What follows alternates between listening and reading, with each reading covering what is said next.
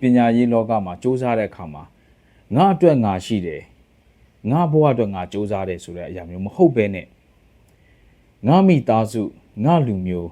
ငါမျိုးဆက်တွေအတွက်ငါရှိတယ်ဆိုတဲ့စိတ်မျိုးနဲ့စူးစမ်းလိုက်ကြစမ်းပါအားလုံးပဲမင်္ဂလာပါဒီနေ့မှာတော့လူငယ်တွေအတွက်အားပေးစကားပြောချင်ပါတယ်ဘဝမှာစူးစမ်းနေတဲ့လူငယ်တွေကိုတစ်ခုလောက်မေးကြည့်ခြင်းတယ်အခုကိုစူးစမ်းနေတဲ့အရာဟာကိုယ့်ဘဝအတွက်စူးစမ်းနေကြတာလားအတွေ့အထဲမှာဟုတ်ပါတယ်လို့ဖြေမိရင်တော့အဲ့ဒီအဖြေဟာတိတ်မကောင်းဘူးလို့ပဲပြောရမှာပဲ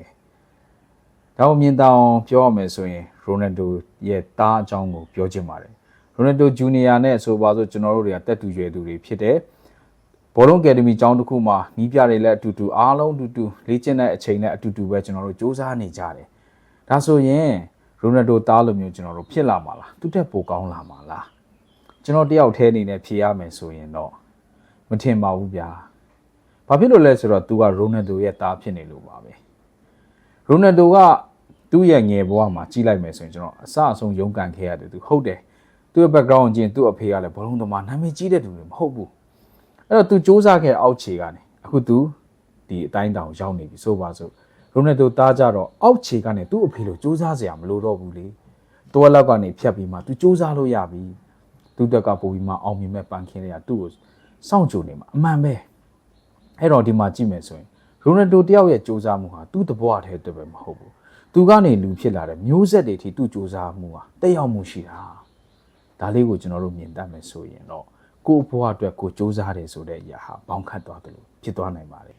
ဒီလိုမျိုးစိတ်ကပဲတစ်ခါခါဘဝမှာဘာဆိုဘာမှမလုပ်ချင်လာတော့တဲ့အခါမျိုးစိတ်ကုံလာတော့တဲ့အခါမျိုးတွေမှာကျွန်တော်တို့ဘဝတွေကိုအောက်ပြုတ်မကျသွားအောင်တွန်းအားတစ်ခုအနေနဲ့တောင့်ခံပြီးမှကြော်ဖြတ်နိုင်စေတာဖြစ်ပါတယ်ဒါကြောင့်လူငယ်တွေပညာရေးလောကမှာငါအတွက်ငါရှိတယ်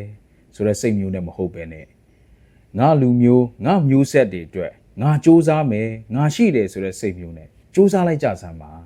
အောင်မြင်မှုဟာမဝေးတော့တဲ့လက်တကမ်းအကွာမှာအားလုံးအတွက်ရှိနေမှာပါစူးစမ်းကြနော် fighting